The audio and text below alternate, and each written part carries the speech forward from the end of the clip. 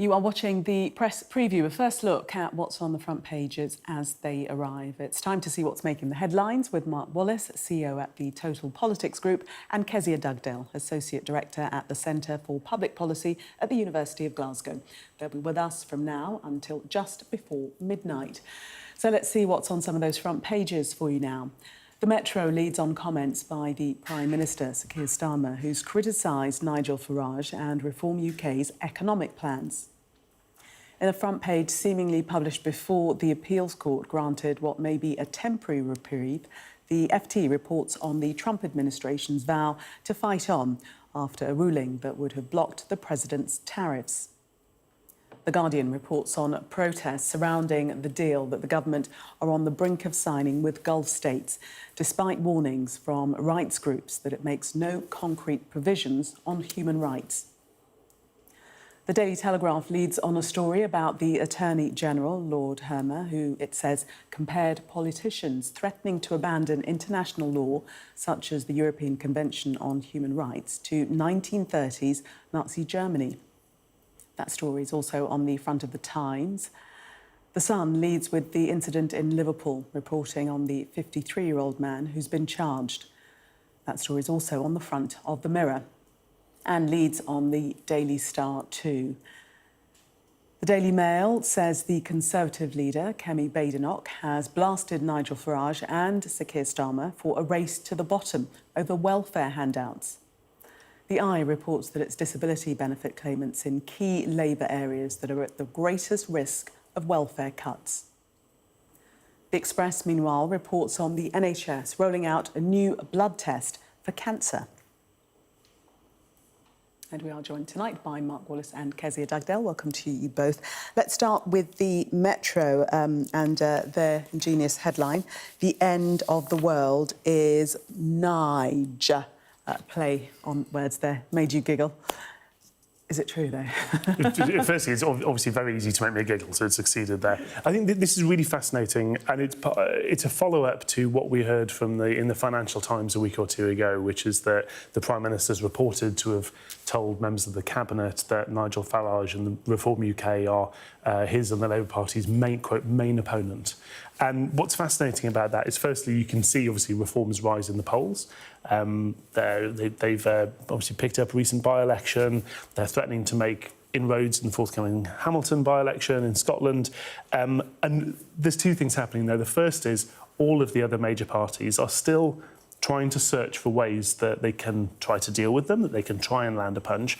But secondly, it seems quite clear that the Labour Party and the government would prefer to have Nigel Farage as its opponent. They think this is a useful way to rally their broader support, to appeal to Liberal Democrats, to potential SNP voters, to potential Green voters, to perhaps people disgruntled on the wider left, where they can say, well, if the alternative is Nigel Farage, then that should bolster the case for us. That's what you saw back in 2016 in the EU referendum. The Remain campaign was desperate to really only say voting leave was about Nigel.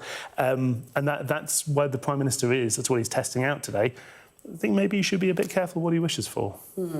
Kezia, do you think that Sir Keir Starmer fears Nigel Farage? Because Nigel Farage is positioning himself as the real and only opposition. And by the attack from Sir Keir Starmer today and the focus on Nigel Farage, he seems to be suggesting that Nigel Farage is correct.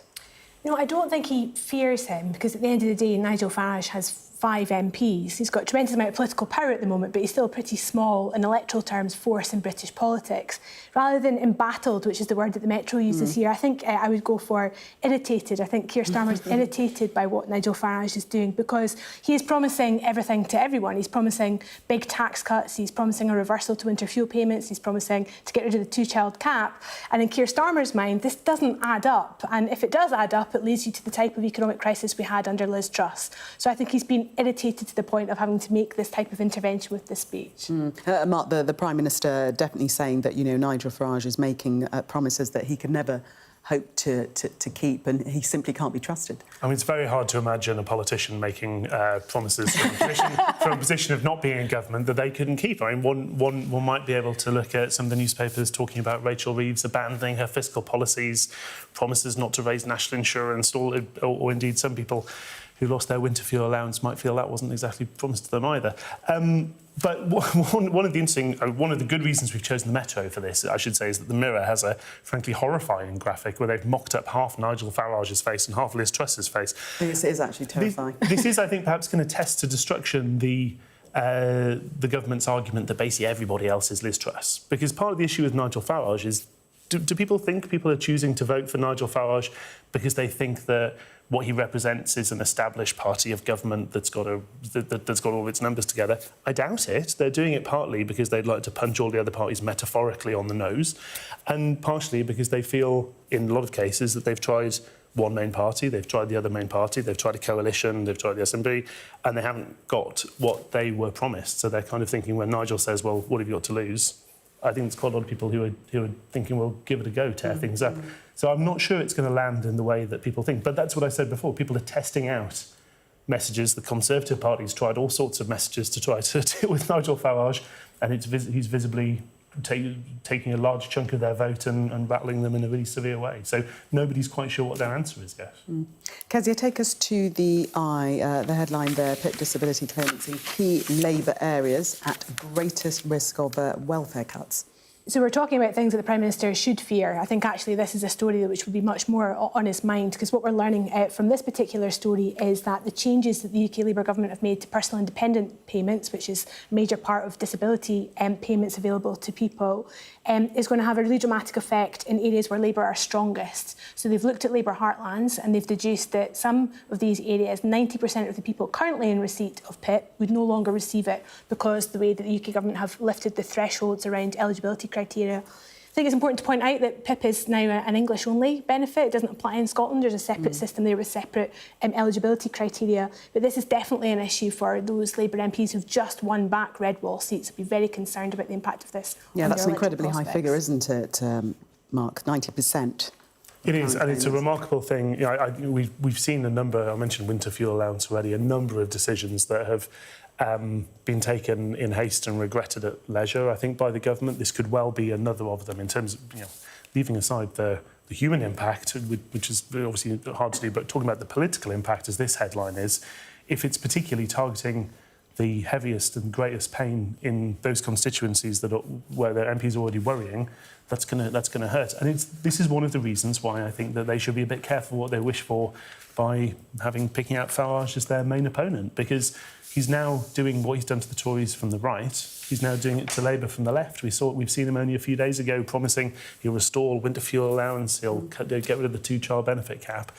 It's discomforting, to say the least, for Labour MPs in seats that reform on current polling might take. That takes us to the Mail, Kezia, with Kemi Badenoch saying that both Nigel Farage and Sir Keir Starmer are at a race to the bottom over welfare handout. She said the pair believed in getting taxpayers to fund unlimited child support for others by scrapping the two-child benefit cap. So this is the third story of the night, and it also places Kemi Badenoch very much as they also ran in British politics just now, because she's just trying to get a hearing just now. She's nowhere near the kind of main play of the political debate. But what's interesting about this is that she is holding her ground. She's probably one of the few politicians in that top layer just now who's consistently saying the same thing, which is that social security payments are in her mind too high, and she thinks things like maintaining the two-child benefit cap is the right thing to do. That puts her in stark contrast now with both Keir Starmer and Nigel Farage, with Labour moving towards a sense that they want to scrap that in the autumn as well. She's saying that welfare traps people and drives up costs for everyone. Indeed, and that's a familiar, as you say, it's a familiar and quite traditional Conservative argument. What's interesting here, I agree with Kezia, this is something where the Conservatives, while they've been struggling in various ways to find some clear blue water, pardon the pun, between them and reform, this is somewhere they've clearly picked it out. They've found it within their existing comfort zone, within messaging they've done in the past in terms of, well, why does the two-child cap exist? It's because essentially what her argument boils down to is the one that you heard back with David Cameron and other Conservative leaders, which is that if you can't afford to have more children, then you should choose not to, and that people who have fewer children and are paying higher taxes shouldn't have to subsidise others. And that is a historic argument. What will be interesting is, does it get a hearing among her existing vote? Does it get a hearing among Reform's vote? Or are we just in a position where essentially we are in a big bidding war between Labour and Reform as to who can splurge the most on the welfare state? To the Express, a completely different story now, but a good news story. This is a revolutionary blood test for cancer. It's going to be rolled out on the NHS in a world first, we read. Explain a little bit more, Kezia. So we're talking here about the prospect of liquid biopsies. So people will go for a blood test instead, and from that blood test we'll be able to know a tremendous amount about any future trajectory of cancer that somebody might have. What I find so interesting about the story is not just the amazing technological advancement here, but we're so used to technology being something that adds additional expense to public services and to the NHS in particular. Come with a new drug and you find out it's going to cost tens of thousands of pounds to deliver. What's beautiful about this story is the argument is it could well save the NHS a lot of money because it will remove a lot of those previous diagnostic tests, and that's a good thing all round, I think. Yes, Peter Johnson, the NHS National Clinical Director, describing it as a new era of personalised cancer care, and it could also prevent people having to go through chemotherapy because it could get ahead of the curve. Yes, and it's fantastic, I think, for a number of reasons. Firstly, anybody who's had the experience, either personally or of a family member, going through the diagnostic process for cancer knows that pace and time is a hugely important factor, and making anything like that faster is a big improvement. But it's also that waiting causes a huge amount of angst. Just the suffering of having to wait for biopsies to be taken, for the results to come back is hugely traumatic and stressful for people. But also, this is the first bit of this technology. I think the Telegraph's report of this story quotes some of the scientists involved saying that what this will do is you can give it, on the horizon of this technology, will be a blood test that will allow you to detect and diagnose cancers of which there are no other symptoms yet. And that is really... So this is fantastic in itself as soon as it starts for the very first patients who get to use it. But it's just the first look through the door of what it could open up, which is great. Yeah, no, very, very positive. It could be amazing in the future. Thank you both for the moment. We're going to take a break. Coming up, why the Attorney General is comparing Tory and Reform UK politicians to Nazis. Do stay with us for more.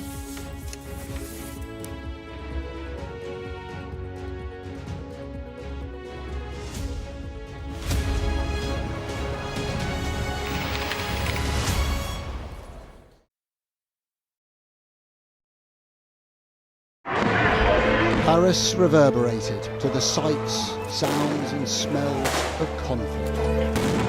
There's a focal point to all this anger, and that is Emmanuel Macron. I'm Adam Parsons, Sky's Europe correspondent based here in Brussels. There are dozens of people desperately clambering to get onto that boat. It is a chaotic scene, but it's being watched by dozens of French police officers on the beach. I've reported on migration across Europe, close up on the ground, understanding that sense of desperation and meeting the criminal gangs behind it. This old fishing boat set off from the Libyan port of Tobruk. There were 606 people who were on board. So we've been distributing life jackets to all the people on board this boat, and now the first person is coming on board. This is the ugly side of Italian football. In Italy, everything is really organised. Football's problems with hooliganism, racism were just dormant, and now they're back and they're getting worse. We cover so many countries, languages and cultures and work hard to gain trust to bring you the full story first. Help is slowly reaching these places. It's not just homes, but whole streets like this one that have been reduced to rubble and dust. This is a picture of destruction. Everywhere you look in this mountaintop community, there is absolute devastation. These are the settlers in waiting, keen to start a new life, to annex Gaza for Israel. The least we can do is just kick them out of our land. Gaza, which is just 2 miles in that direction, is under attack again. Getting the chance to tell people's stories, it's a privilege. There's always more to the news than a headline. We want to discover, to delve a little deeper, to find out what's really going on. Explanation, analysis, the people at the heart of every story. I'm Neil Patterson, and this is the Sky News Daily Podcast. So, by the end, we'll hopefully all understand what's going on in the world just that little better. Available wherever you get your podcasts. Jubilation in the streets, while some emotional. This is a political victory for Prime Minister Modi and his Hindu Nationalist Party. I'm Neville Lazarus and I'm Sky's reporter based in Delhi. Companies like these are helping India in its trajectory to be a serious player in space exploration. Sky News, get the full story first.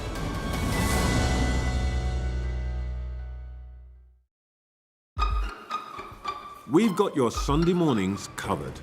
From the front page and the sounds of the streets to the voices of the people who make the major calls and big picture politics beyond Westminster. We'll put you at the heart of our story. I'm ready. Are you? Join me, Trevor Phillips, Sunday mornings on Sky News. Welcome back. You are watching the press preview. Still with me, Mark Wallace and Kezia Dugdale. Let's take a look at the Telegraph and this story about the Attorney General, Lord Hermer, who is saying that threats by politicians to abandon international laws, such as the European Convention on Human Rights, have been compared to 1930s Nazi Germany.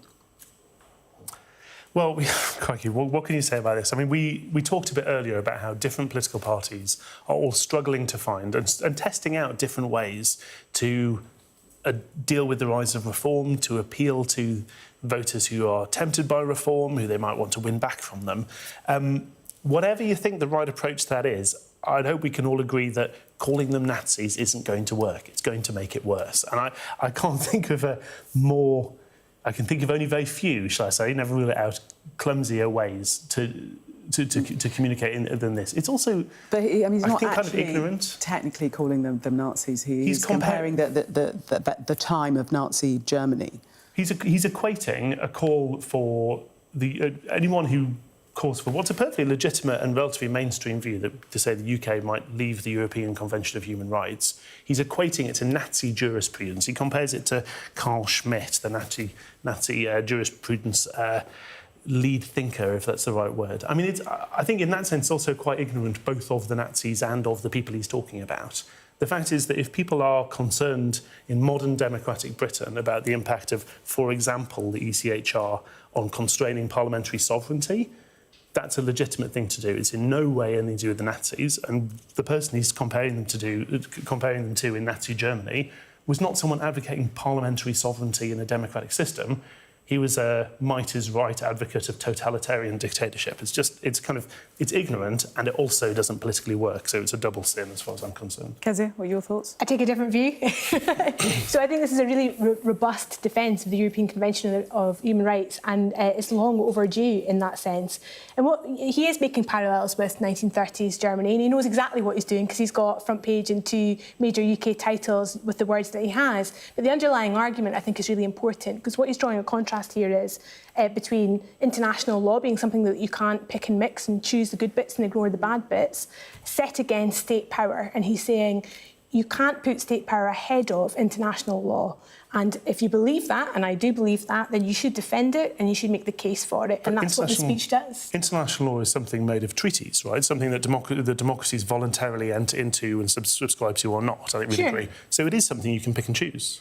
Sure. We're signatories to conventions, we're not signatories to other conventions. So his argument here is that we choose to share that sovereignty with other countries, European or international, and in return for that we have greater security. And he says when you take these conventions away, when you break down these international treaties, the people that benefit are people like Putin. That's the essence of the argument he's making. But you can argue, if you so wish, that we ought to be a member of the ECHR, but to say it's illegitimate for a sovereign parliamentary democracy, a liberal democratic state, to choose to subscribe to it or not, I don't think it's correct. I mean, it simply isn't the case that international law isn't something you can pick and choose on. We subscribe to it by sovereign democratic choice. So it may be good to... I didn't see the word illegitimate in his quite prestigious lecture. I don't see that carried in the story. He's just making the parallels that there's a choice to be made here between state power and international law. Was created in 1950 after the Second World War and intended to protect human rights, the rule of law and promote democracy. Indeed, but it's perfectly legitimate to say that, for example, the framers of the European Convention of Human Rights may not have intended it to be applied in the way that's applied right now.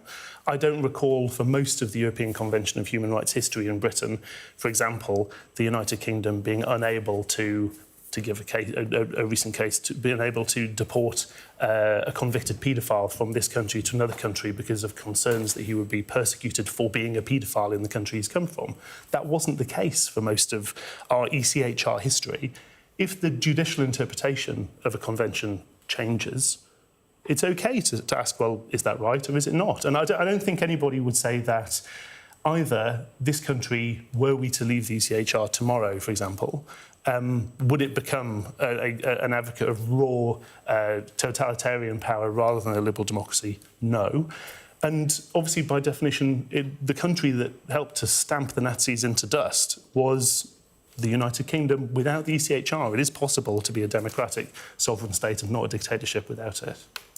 We've only got 15 seconds, Kezia. Tell us why parents really do know best when their child is ill. This is a front page of The Times. So this is a development from a story a lot of people will remember about Martha Mills, whose mother did a lot of campaigning after her death to highlight the fact that very often parents have an instinct about what's right for their child. And in the instance of that case, doctors missed sepsis, which ultimately killed her. So it's about the right to a second opinion. Kezia, well done, and to time. Thank you. And Mark, we'll see you in the 11 o'clock hour. Let's take a look at the weather for you now. Breathtaking views with clear skies ahead. The weather, sponsored by Qatar Airways. Well, the next few days will bring showers or longer spells of rain, but there'll be some drier interludes, especially in the south. There'll be a mild and breezy start tomorrow with outbreaks of rain in the north and west, locally heavy. That rain will turn increasingly showery through the morning, but Wales and central England will stay quite dull and damp. Sunny spells will develop too, best across southern England and the far north of Scotland, where it'll be mainly dry. It'll be warm, especially in the muggy south.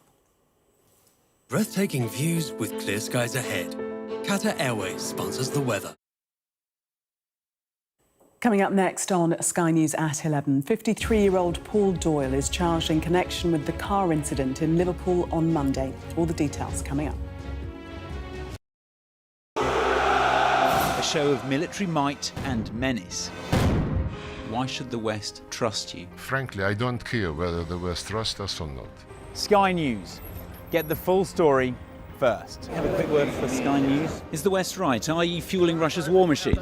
American journalist Evan Gershkovich is on trial here, but was first on display. I'm Ivor Bennett, Sky's Moscow correspondent.